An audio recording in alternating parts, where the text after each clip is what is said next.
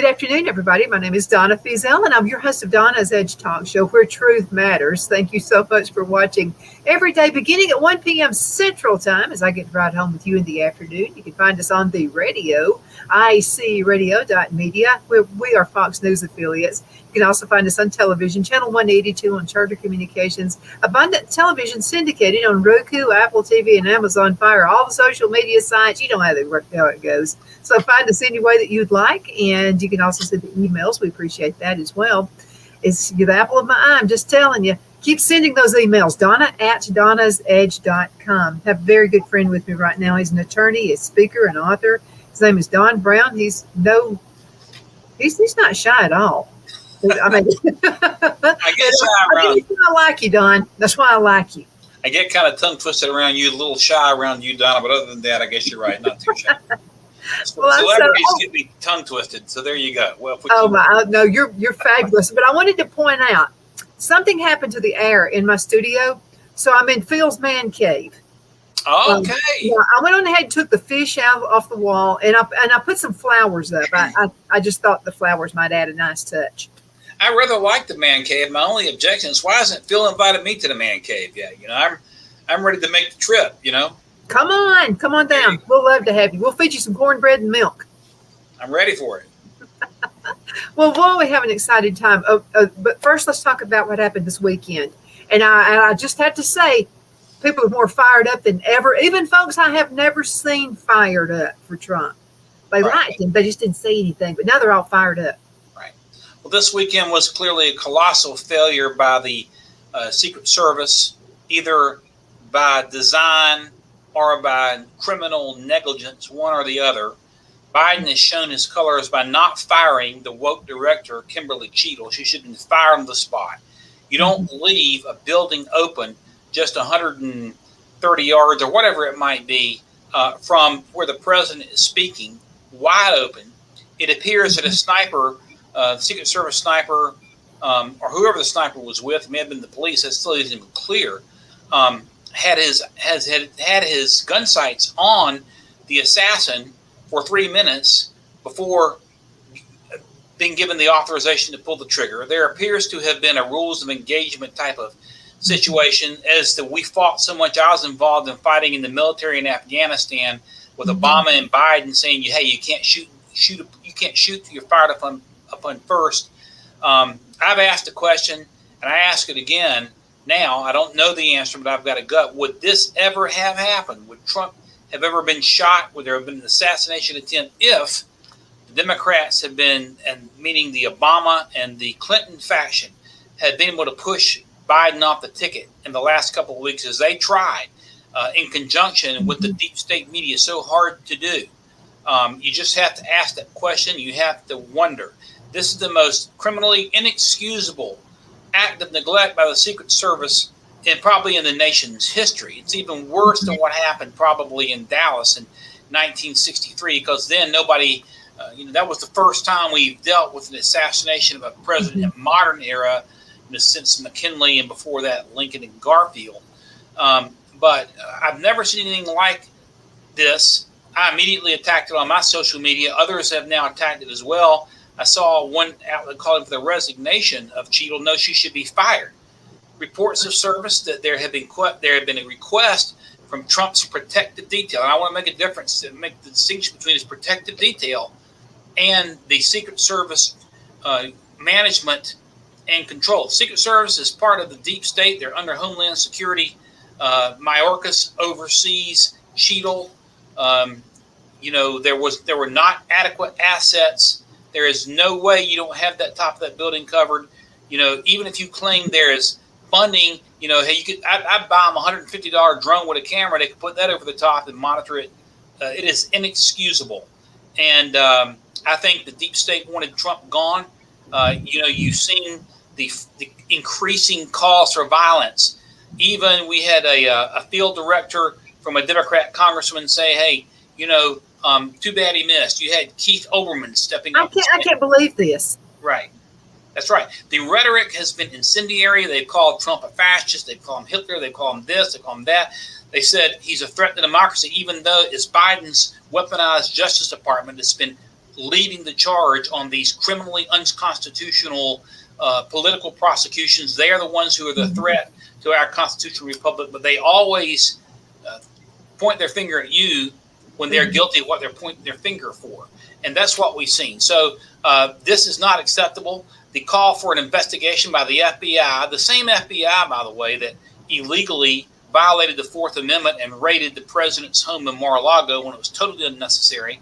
The same FBI that was given marching orders to use lethal force if necessary at Mar-a-Lago. Now they are investigating a full and thorough investigation. Gee, that makes me feel better. It's like after the fox has already gone through and ravaged the hen house, complete with blood and feathers. Now the fox is investigating what happened. And so it is unacceptable. I want to see this woman fired. Biden's failure to fire up to this point shows what a spineless creature he is. Of course, I'm not sure that he has a full understanding or realization of what's happened, but she ought to be fired first and asked questions later. You don't let this type of thing happen.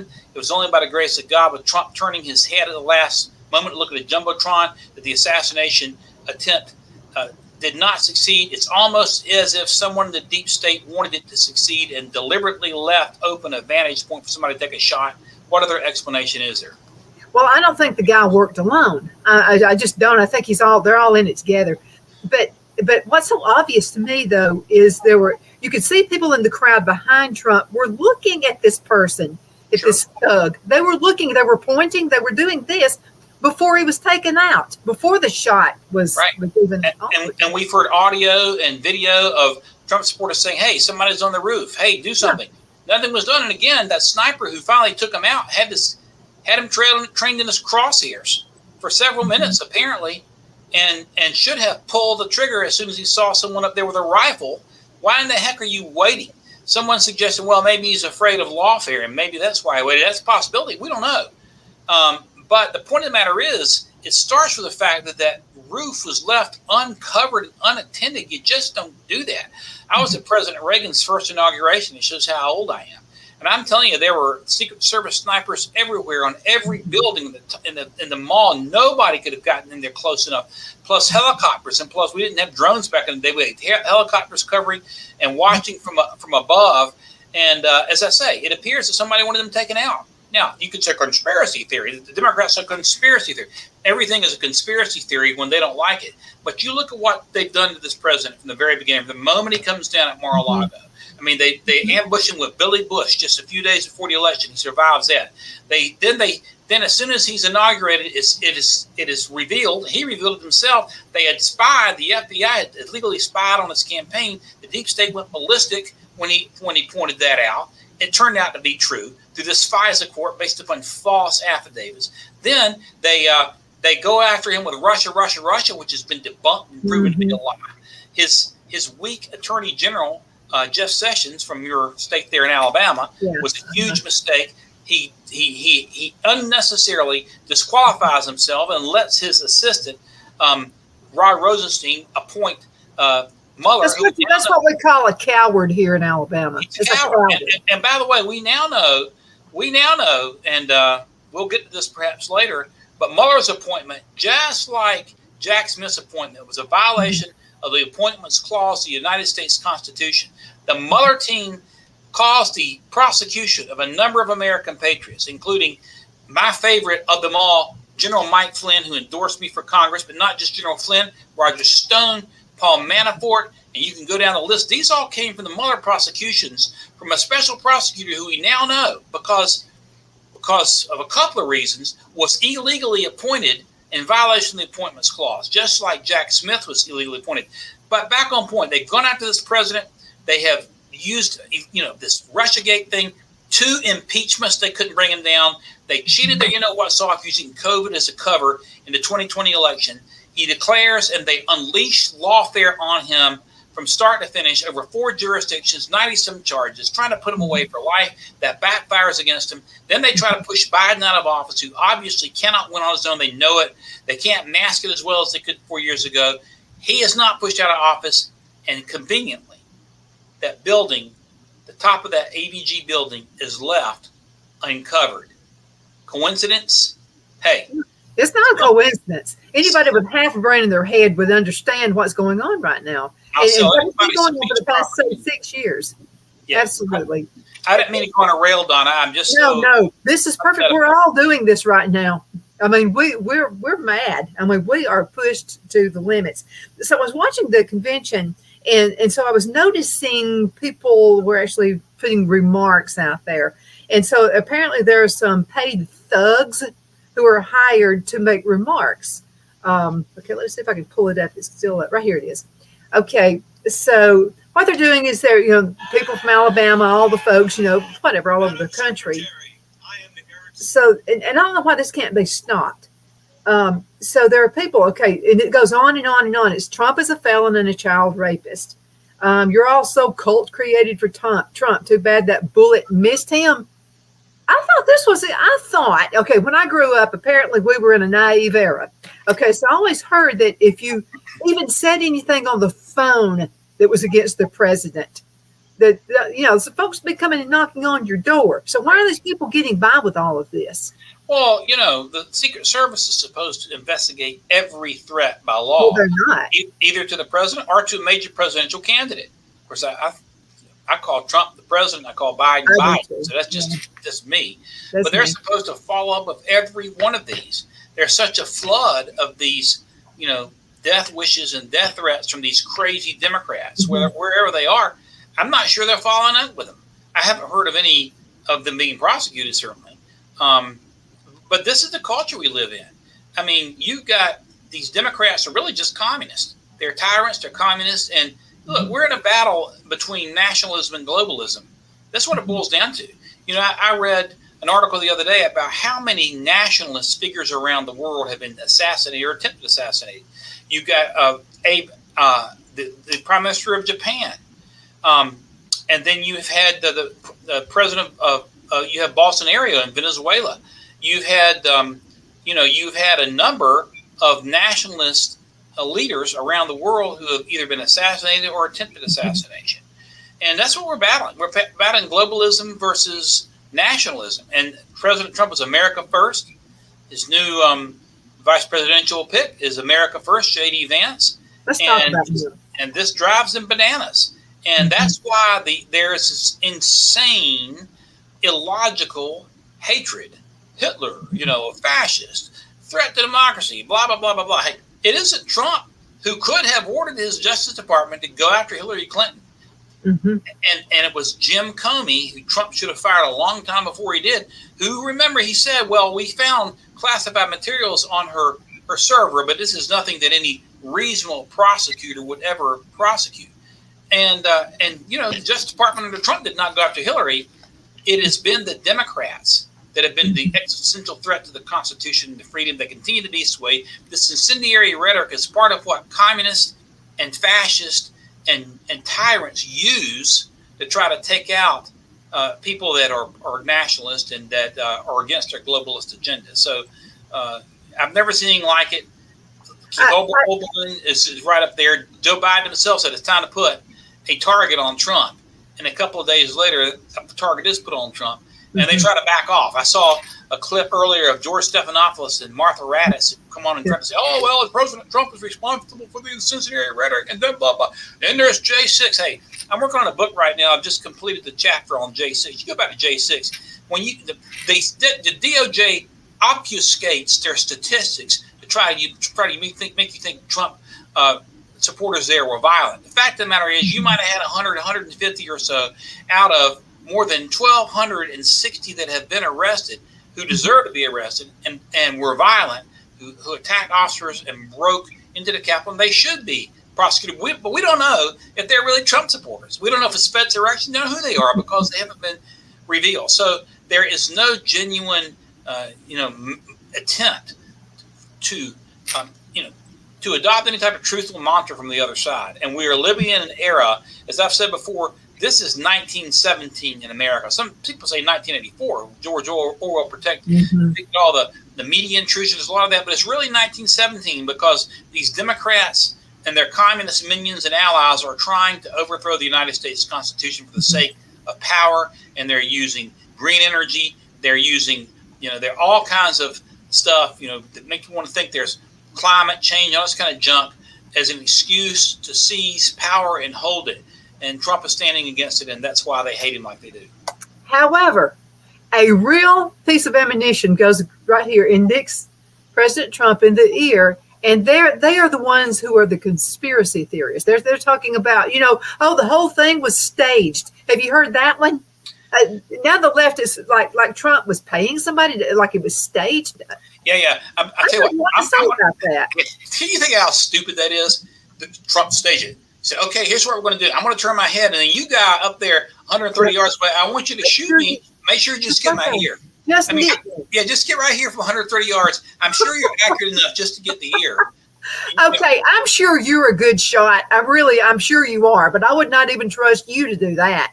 I would not say, now, Don, just nick me right here, okay? Well, I mean, they'll say anything. You can do a whole stage set up. Give me a break. The whole thing is insane. Well, listen, they are the biggest conspiracy theory of all. I'm looking at all this right now. Donald J.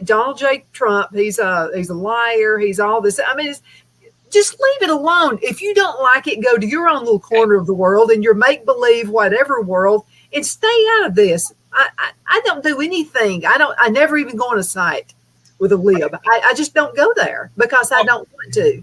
I'm happy where I am. You're not dealing with any rationality. I mean, I posted that very question on my social media. If they had been successful in forcing Biden to step down last week and the week before after his disastrous debate performance, and after New York Times, CNN, everybody turned on, would this have happened? And most people said, in my gut, I don't think so. Although I can't prove it. In my gut, I don't believe it would have. Some Democrat comes, another conspiracy theory, to which I respond, conspiracy theory. This is the Democrats' go-to line because, number one, if you don't have to think if you call everything a conspiracy theory, and all you got to do is lap up whatever CNN tells you, and there you are, you're a program robot. Most of these so-called conspiracy theories turn out to be true. Trump says he's spying on my campaign. They ridiculed him and made fun of him. It turned out to be true, didn't it?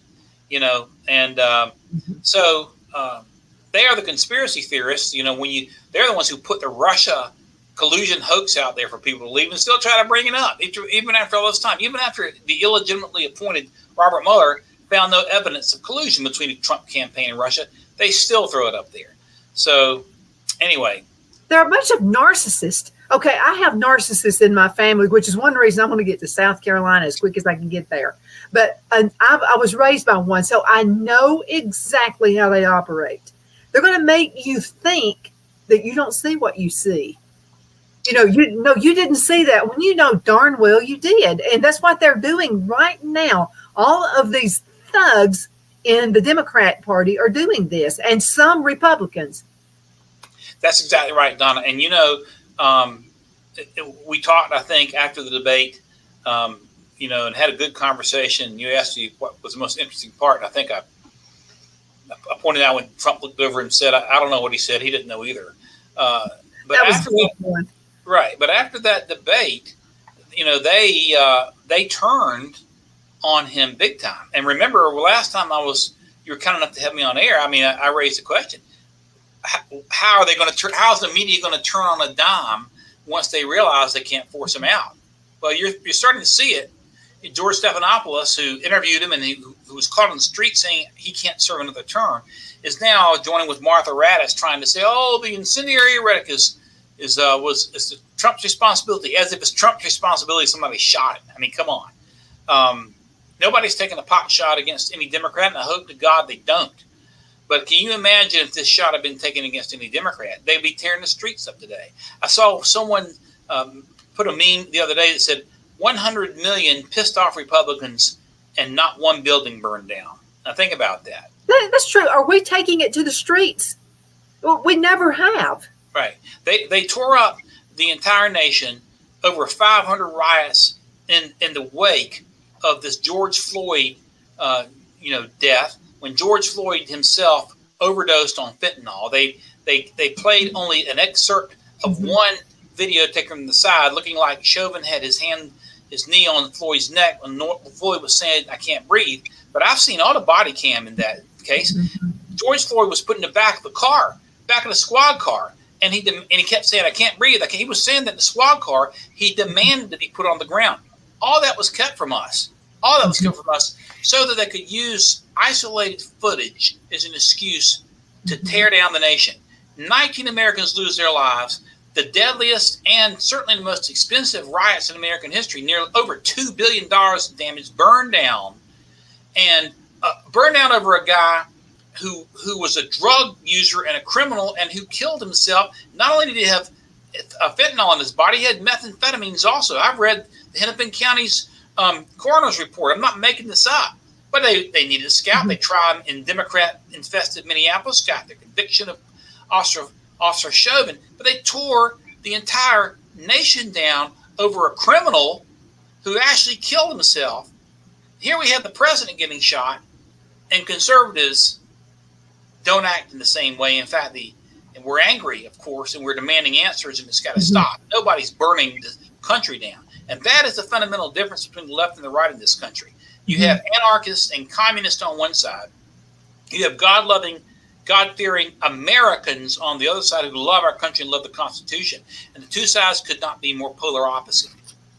I'm going to tell you something that blows my mind. I believe there's God. I mean, I really do. I believe in Jesus Christ as my Savior. Amen. I'm not like a religious person, but I'm a Jesus lover is how I am. And Phil is the same way. So I posted something. I had borrowed something, and it was a passage in the Bible said something about the ear with blood on the ear. And I had idiots remarking on my Facebook page like I was, oh, please, like I was some kind of a lunatic nut. But it's true. This is true. I mean, and I'm not going to apologize for it. I have nothing to apologize for.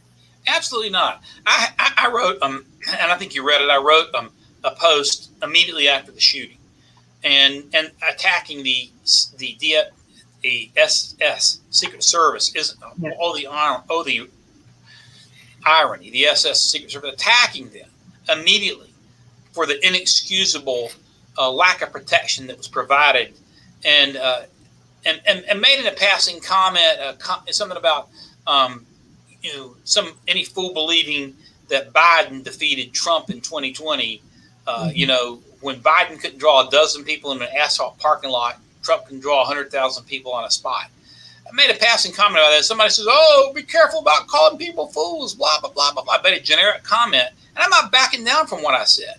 And people need to be, these Democrats got to be a little more thick-skinned, not so freaking thin-skinned. We got a problem in this country. We're about to lose everything that our founding fathers fought and died for, and that the greatest generation some 80 years ago fought and died for when they left us with the greatest gift of a nation in the history of the world. We're about to lose it all because, we are weak, thin-skinned and can't focus on what's really important. These Democrats, it's about party and power over country. And I lecture some of them all the time. I tell one friend of mine who comes on and kind of gnaws a little bit, pets here, say, "Listen, it's time for you to put your country ahead of the Democrat Party." But they worship the Democrat Party. It's party and power over country and Constitution. And that's got to stop, and we've got to speak out forcefully against it. Well, you're absolutely right, 110% true on this. So the thing I noticed, and I've told you before, Trump reminds me of my dad. It was just like, you just do stuff and don't make excuses. My dad's common thing was some people just work to get out of work. That was one of his common phrases. So, but what I thought was interesting about Trump is all the politicians that I've ever paid any kind of attention to whatsoever would say something that would actually be the truth. And then they would have to go find a microphone and apologize for it. Why are you apologizing for it if it's the truth? Because they're thin-skinned. They're thin-skinned. They're worried about how to be affected in the polls. And some consultants said, "Let's apologize." Blah, blah, blah, blah, blah. Don't stop apologizing. We live in a daggone nation where there's too much apology. Hold your head down and apologize. I mean, you should never apologize for quoting something out of the Bible. And I'm glad that you're not. But a lot of people would. "Oh, if I offended you, I don't care who I offend." I've got an audience of one, and he's there. I've got an audience of one at the end of the day, and I know you feel the same way, Donna. I've got an answer to that one. Absolutely. And no one else at the end of the day. That's exactly right. But you know something? I don't want to think, I don't want to feel my time on earth and my family remember me as being thin skinned. I just, I don't remember my dad as being thin skinned at all. And there's something about somebody who's thin. Now, if you do something stupid, apologize for it, sure. But I'm talking about when you say the truth and when you speak it, and you're calling somebody out who is trying to tear the country down. You don't have to apologize for that. Nope. Don't apologize. Nope, not at all. And by the way, when you look at Trump and his history, he has been out in front of the popular opinion on numerous occasions. He said when we went into Iraq, it was a mistake at the time. Going against the whole political establishment in Washington. George W. Bush had all the Republicans and most of the Democrats too behind going into Iraq. And by the way, even if you believe what they say about 9/11, the government story is of 9/11 was initiated by the Taliban and Osama bin Laden, not by Saddam Hussein. Yet we attacked and went into Iraq first. And look what we've gotten out of it after all these years. Trump said it was a mistake then. People disagreed with him. The entire establishment disagreed with him. It turns out he was right. And he didn't ever apologize for it. When he said they were spying on his campaign in March of 2017, shortly after being inaugurated, they laughed at him. He turned out to be right. There's a picture of a young Nazi German steelworker back during the days of Hitler, and they were commissioning and launching a German ship on the Baltic, and everybody in that picture is giving the Sieg Heil symbol, except for this guy who's sitting there with his arms crossed. Mm-hmm. The guy's name was August Landmaster, and someone circled that picture and said, "Be this guy." I admire the guy who will stand against the crowd. Trump has shown that he will stand against the crowd. He'll come out and say things that might not be popular. Most of the time, he's right. You know, it's interesting because Elon Musk said, and I think correctly so, that this guy is the closest thing to Teddy Roosevelt that we've had, the toughest president we've had since Teddy Roosevelt. Teddy Roosevelt took a bullet too. The bullet was never taken out of him. Mm-hmm. And this guy coming up and pumping his fist and saying, "Fight, fight, fight," with blood running down his face is going to be one of the most iconic photographs in American history, right up there with the Marines at Iwo Jima and a number of other things. Absolutely. And he's a transition. He is a transitional, transcendent politician who is a once in a generation type guy, or a once in a generations type guy. And I've tried to explain to some of my Trump disliking Republican friends who still pine for DeSantis or Nikki or whoever, mm-hmm. that they just do not understand the innate greatness that we're seeing. They don't understand how he's able to connect with the average guy and girl and woman and man and Joe and Jane on the street. He has an ability to connect with the forgotten man and the forgotten woman, and the elites cannot understand that. And it drives them to bananas. They don't get it because they're sitting up in their little Eiffel Tower up there. They don't get it. Their ivory tower. That's right. So this is what I noticed. So they're leading President Trump to his car. By the way, I thought he should have been protected a little bit more. There were several times when the Secret Service agents were not exactly. There were several times a shot could have been taken to his chest. You're right. And if you notice, first off, while I appreciate his security detail, you don't put a 5'5" woman guarding a guy who's 6'3". You find agents who are as big as the protectee, so they can truly stand in front of him and take the bullet. But this, and I'm not, it's not the agent's fault. But this is this director, Kim Cheadle, who was working with PepsiCo, guarding Cheetos, as Elon Musk said, before Biden brings her in 2022. Mm-hmm. And she's woke and she's DEI. And her whole thing has been to push for 30% women in the Secret Service. And I don't care whether you're a woman or what you are, red, yellow, black, and white. If I'm going in for heart surgery or brain surgery at some hospital, I don't care what you look like or act like or what your person. I want the best in the world. But they're pushing for this DEI stuff. And she needs to be fired on the spot. And I agree with you. There were times, even after the firing, that I was concerned about the exposure, I'll give credit to the sniper, the Secret Service sniper or the local police sniper. Again, that's not clear. Who took the shooter out? Was that shooter not been taken out? That shooter could be continuing to fire shots, and the president was exposed. And there needs to be a thorough review of the entire procedure from start to finish, including the aftermath of the shooting when they kept him exposed for too long of a time, in my opinion. But I want to ask you another question, okay? Because I would have, and I know nothing about any of this stuff, okay? I'm just some old chick that lives right here in Alabama. But here's the thing. This is common sense to me. Okay, so is there ever an occasion where there's more than one sniper, is my point? Oh, yeah. Shouldn't you be looking for another sniper? I mean, he was left out there. Okay, he stands up. He's looking for his shoes. He's doing all this. There was plenty. If there were another sniper out there, there was plenty of opportunity to shoot him again. Well, the entire JFK assassination has been covered up. The Warren Commission was a joke. The Zapruder films suggest that bullets came from possibly even on the grassy knoll. I hope that President Trump will declassify every record, even if it means exposing certain three-letter agencies in the federal government from the JFK assassination. The public has a right to know. But of course, there could have been a second sniper, and oftentimes they work in tandem. And yes, it was a very, very vulnerable moment. I like the photo op. I like the fact that the president's holding his hand up defiantly, but he was exposed even at that moment. And so these procedures are going to have to be reviewed. I'm concerned about their competence at the Republican National Convention. They're a bunch of buffoons, if you ask me. For the most part, at least the leadership is buffoonish.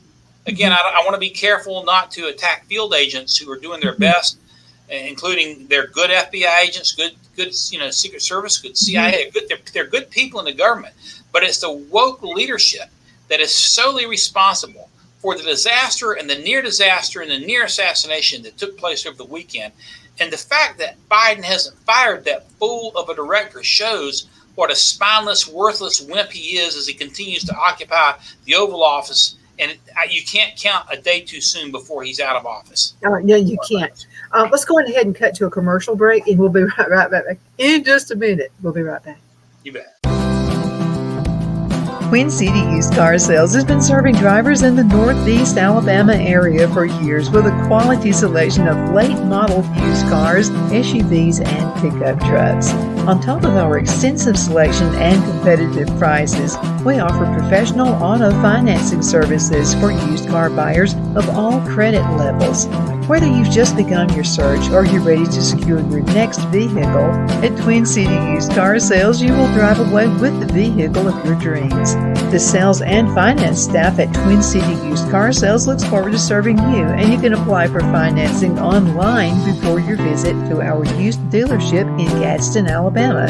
Check us out on the web at twincityusedcars.com or go by our location at 901 First Avenue, Gadsden, Alabama. We sincerely look forward to serving you.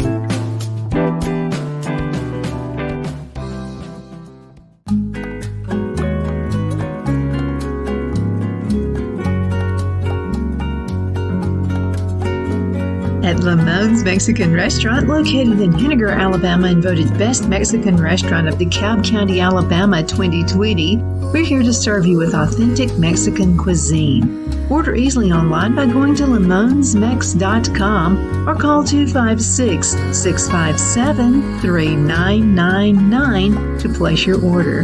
We're open Sunday through Thursday, 11 a.m. to 9 p.m. and Friday and Saturday, 11 a.m. to 10 p.m. Whether you're celebrating a cozy date night for two or a celebration for a crowd, at Lamone's you'll love our atmosphere and friendly servers. Thank you for dining with Lamone's Mexican Restaurant.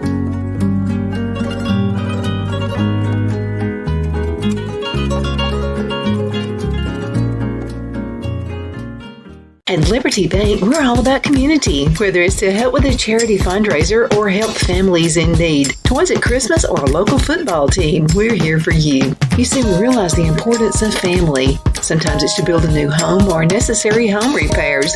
We're here for you. If you like the feel of a small town bank with all the conveniences of a big city bank, we're here to serve you. You will find us at any of our convenient locations in DeKalb, Marshall, Etowah, and Blount counties in North Alabama. You can call and speak with any of our friendly staff at 256-659-2175 or check us out on the web at libertybankal.com. And thank you for your support of our community. Member FDIC Equal Housing Lender.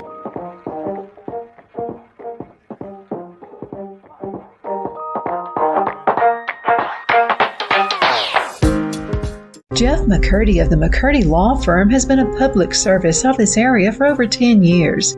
McCurdy, a member of the Henniger City Council, serves as prosecutor for the town of Sylvania and was named public defender for the city of Rainsville. The McCurdy Law Firm is located at 17326 Alabama Highway 75 in Henniger to better represent his Jackson and DeKalb County clients. If you need to be represented by a true public servant with proven success, call Jeff at 256-996-8701 or send a private email to mccurdylawfirm@gmail.com. No representation is made that the legal services performed is greater than the legal services performed by other lawyers.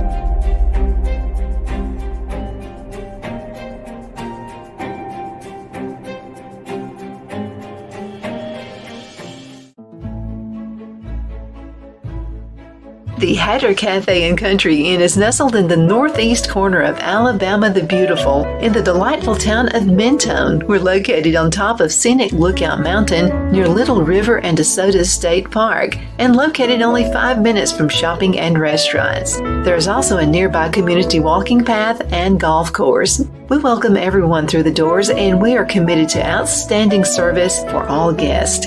At the Hatter Cafe and Country Inn, we invite people from all walks of life to come and get away from it all, enjoy the open spaces, treetop views, fresh, clean air, and experience Southern hospitality at its finest. We look forward to hosting you. To reserve a special event, or if you would love a special getaway at the Country Inn, you can call us at 256-634-2018. We're back. My name is Donna, and I'm your host of Donna's Edge Talk Show, where truth matters. Thank you so much for watching every day, Monday through Friday, beginning at 1 p.m. Central Time, as we get to ride home with each other. And we are discussing with Don Brown, who is an attorney, and he's also an author and a speaker. By the way, I know you have a lot of writings out there right now, and I know people can go on Amazon and find your books. Where else can they find your awesome? Go on BarnesandNoble.com, Amazon.com. All over. You can go to my website also at Don Brown Books. Don Brown Books. You can go there as well, and .com. So I appreciate the plug. Hopefully we'll have another one coming out soon. I'm working on a book on political prosecutions, which has been illuminating. And it's kind of funny because just a couple of days ago, I wrote the chapter on how Merrick Garland has been illegally appointed in violation of the Appointments Clause. And today, the judge down in Florida, Judge Cannon, dismissed the case on that very thing. So it's been, it's been quite the experience for me. I hope that's going to come out soon. I hope to be able to talk to you about that once it's released, Donna. I can't wait. I'm sitting here waiting. I'm on pins and needles. Okay, let's talk about what's happening right now. J.D. Vance, what can you tell us about him? I know you've done a lot of research. Well, first off, from a larger standpoint of all those who were on Trump's list, there were those you and I both liked. We liked, and Tim Scott appeared to be the guy for a while. There was some talk maybe about Dr. Ben Carson, who's kind of low key. The governor of North Dakota was speculated upon. Kristi Noem sort of took herself out. I liked her for a while, but she just went off. I don't know what happened with shooting her dog or whatever. Even the governor of Virginia was like one of the top two finalists from what we hear. Neil Youngkin, but J.D. Vance is the guy who has been my number one pick all along, because I think of all those who have been rumored to be on Trump's list, he's the best suited to replace Trump and continue the MAGA movement after Trump is gone.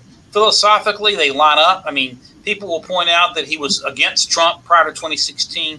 A lot of us, myself included, didn't realize who Trump was until all of a sudden one day it hit us like at least me, it hit me like a ton of bricks. This guy's a transitional politician. But he has since, come around, and he's realized, like so many of us have, that we're dealing with a generational leader in the president. But on the issues, he lines up perfectly. He's absolutely against throwing money away in the Ukraine war, which he's caught a lot of flack from both Democrats and Republicans too. He believes that our principal, international issues are in the Far East, meaning China, the Pacific Rim countries. He's correct about that. He has been one of the strongest senators in the entire Senate on the need for border security, continues to maintain the need for the wall. He's a strong pro-lifer. He's a strong traditionalist, which will please a lot of Republicans and Democrat Americans as well, who are still basically pro-family. He's a sharp guy. He grew up in Ohio, born in Ohio, joined the Marine Corps, so he's got a military background. Was in the Iraq War, as I recall. I think he was a military photographer, but he was there in the Marine Corps in the middle of all the shooting. He got out and graduated from Ohio State. Spent time, met his wife, and they spent time in San Francisco for a while, where he was a venture capitalist, and came back to Ohio, and with the intent on running for office, but became a contributor for CNN of all places and several other networks. So he's really, really good with the camera, like you, Donna. He's very, very good with the camera. He's smooth. He was elected in his first run for public office to the United States Senate. Just a sharp guy, and I think he's an electrifying pick. He is light years above the last pick that President Trump made, that is Mike Pence. I still haven't figured why on that one, but anyway. Well, we tolerated that because, again, Trump was learning on the job. He's not a politician. Part of that was to appease, establishment Republicans, but this pick is going to be an electric pick, I think. It's the most exciting vice presidential pick on either side of the aisle that I can remember in many, many, many years. I stopped to think about even the Republican picks, head and shoulders above, Mike Pence. You go back George W. Bush, you had Dick Cheney. Come on, you go back Bob Dole. It doesn't really matter. He had these GOP selections or Democrat selections as well. Nobody is nearly as electric, as exciting, or as I think is intellectually sharp as J.D. Vance. And I think it's going to pay great dividends, not only because he is a great intellectual match, he's a forceful advocate, he's a smart guy, a military veteran, a Yale-trained attorney, but he's also very popular, not just in Ohio, but throughout the Midwest. This really helps in Pennsylvania, which is next door to Ohio, helps in Michigan, helps in Wisconsin, helps in Indiana, helps in all these so-called Rust Belt states or Midwestern states, whatever you want to call them, where Trump is going to need to take in order to win. So there's a double advantage. You got somebody who's philosophically compatible, and you've got somebody who is going to be a real political asset as well. So I'm excited about it, and I'm looking forward to hearing from JD this week in Milwaukee. It's going to be exciting to see. And I think it's going to be great too. A lot of times in the corporate world, people would pick their replacement and pick someone dumber than them. You know what I mean? So they can go away and be the best ever. And I just never saw Trump as being that way. I always go looking for my next replacement. It has to be great. Well, you think historically about presidents and their picks. You think about FDR, who was a World War II wartime president. Harry Truman was his final vice president. And Harry Truman, of course, had the mettle to step in. In some ways, in my opinion, is better than Roosevelt, who was a socialist. Harry Truman had the guts to drop the bomb. But Harry Truman was picked in the last term of Roosevelt's administration before Roosevelt died. And, Trump picked, Pence. Pence was never going to be a replacement for Trump. Never. He's about as bland as the day is long. He's shown that he's got zero spine.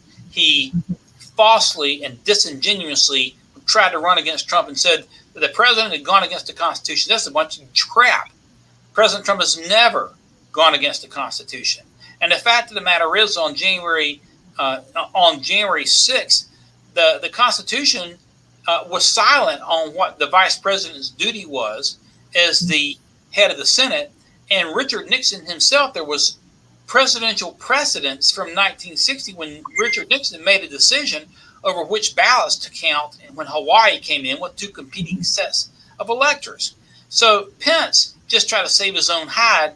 We wouldn't even know his name if it weren't for Donald Trump putting him on a ticket. I didn't know who the heck he was. He'd be a footnote in history. You'd have to look him up. If you heard, who is that? You'd have to look him up on Google to figure out who he was.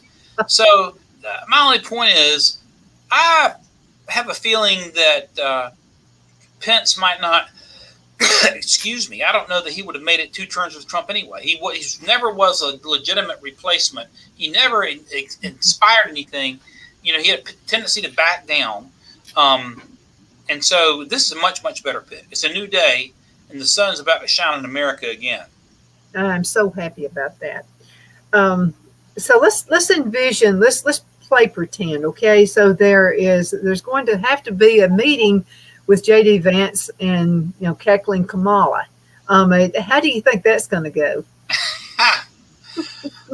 Kamala actually, Pence let Kamala handle her.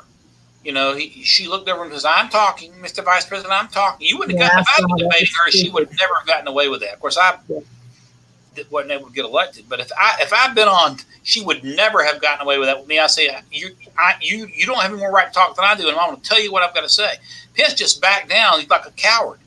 J.D. Vance ain't going to do that. J.D. Vance is so much sharper than Kamala Harris that it won't even be a fair fight if they wind up debating. So we'll see how that turns out. But that'll give us one more thing to look forward to in the fall. Now, the real question is whether or not Biden will actually debate again. He says that he will. September's around the corner. But that's a real risk for him to try that again. Trump invited him for a little golf match out there. He turned it down. Well, I thought he was supposed to be great and wonderful. He was going to beat the daylights out of Trump. I mean, why not? I would. It'd be fun. It's interesting. There's been at least one physician, a Democrat physician, come on NBC saying that there's no question that Biden has Parkinson's. Right after the assassination attempt on Trump, Biden comes out alongside Kamala on one side, and he's got Merrick Garland on the other side, who should be fired, by the way, and then Mayorkas, just to the right, to our right of Garland, who should also be fired. Biden makes a few remarks. He does okay reading the teleprompter this time, but when he walks out, if you look at his hands are frozen in the air, kind of like this. They're just frozen. Well, the way he walked off was almost like Frankenstein's monster. I mean, but we've had physicians say that's a classic sign of Parkinson's, and the problem with Parkinson's is it can affect mental acuity and recall. And I'm no doctor, but we know something's not right with him. And we know he has better days and worse days. But even on his best day, he's about as bland as a stale jug of Clorox. So his bland day is a win for him. In other words, if he comes out and reads the teleprompter without stumbling, or if he gets through, an hour like he did in his press conference at NATO without major stumbles, although he did call Kamala Harris Vice President Trump, and he called Zelensky President Putin. He did all that. I couldn't believe that.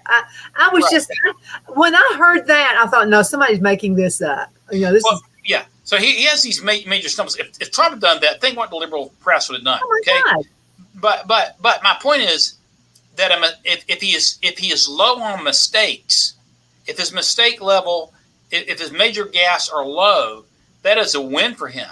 But that's a very low bar. In other words, mistake-free mediocrity, or few mistakes, and is mediocre, and a mediocre performance is the best he can do. It's a low bar. He can't inspire anybody. He can't persuade anybody, and his policies are killing the country. So, hey, but the Democrats created this mess. Let them see how they can figure to get out of it. This is nothing new, Don. Okay, so he claims back in the 70s, when he ran for president another time, that he actually had 2 degrees and he finished at the top of the class. We've discussed this several times. Yeah. Why would you vote for someone who graduated at the bottom of his class, which was the truth? Well, you're right, Donna. He's had a history of being a prevaricator, a lifelong liar. He stole campaign speech directly from Neil Kinnock when he tried to run for president back in the late 70s, as I recall, early 80s, somewhere in there. He just stole the speech verbatim.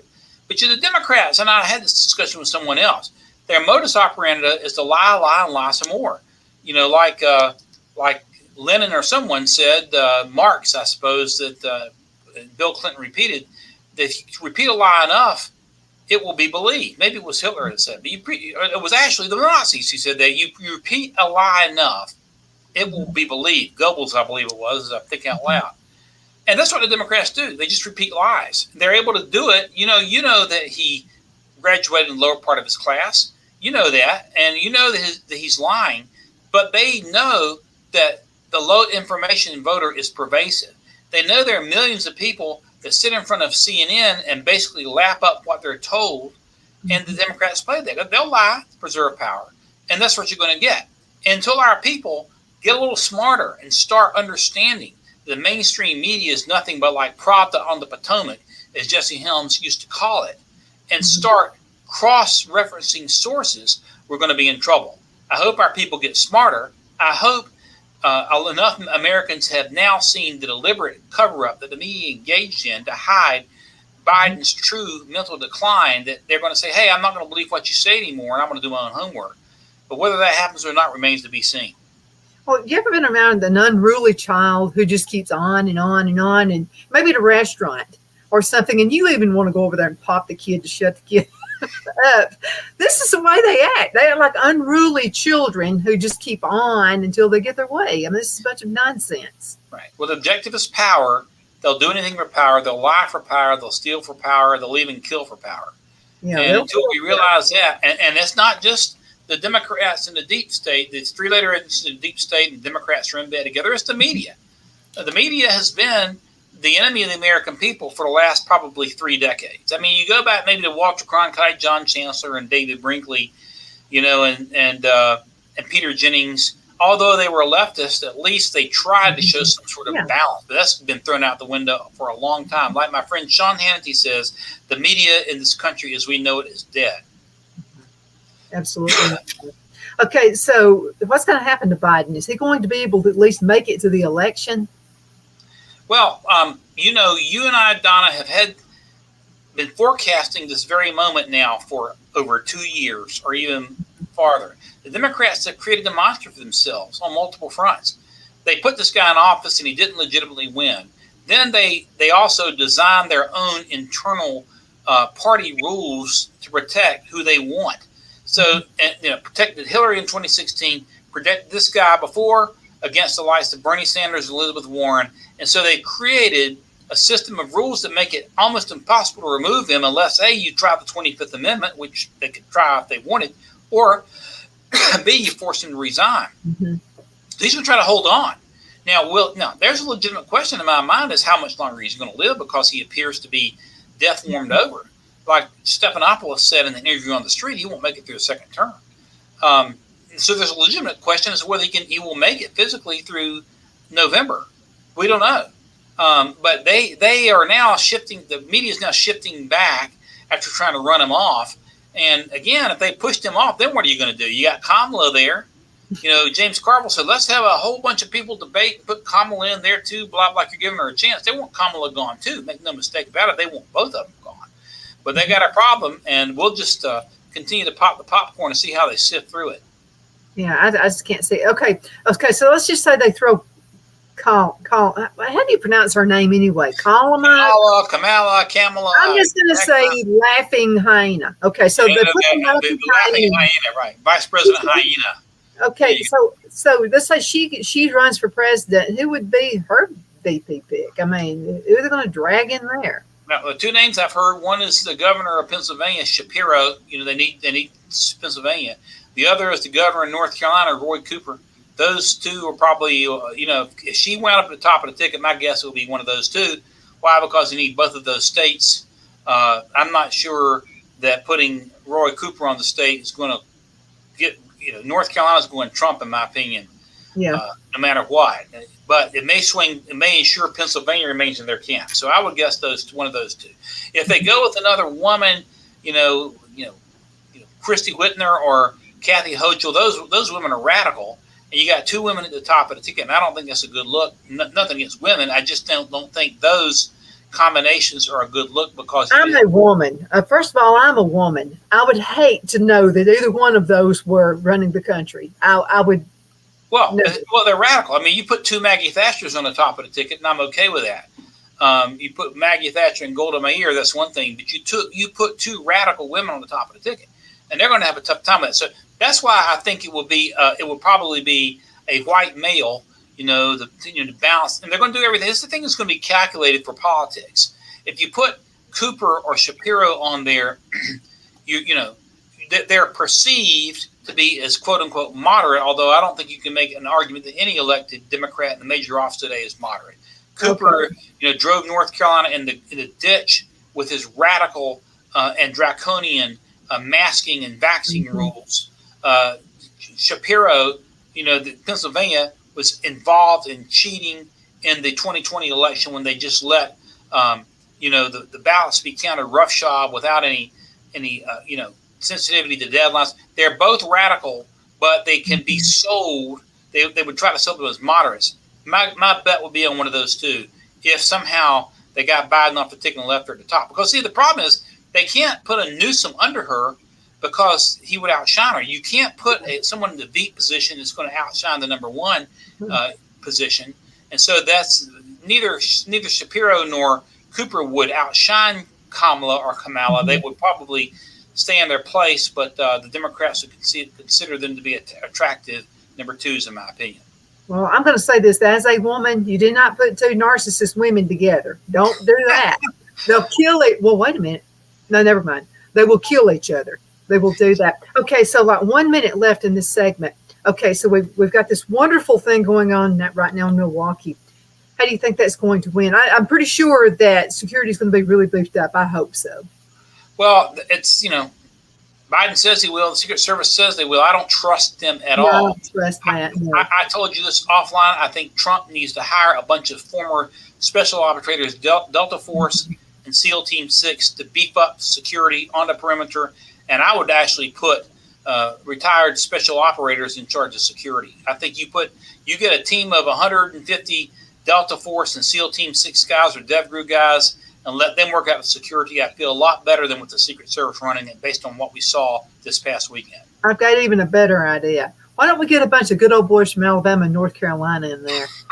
Well, you put those guys out on the outer perimeter. Those guys on the top of that building would have taken that clown out before he ever got a shot off. Good old Alabama or Carolina guy, boom, they would never got a first shot off. I guarantee it.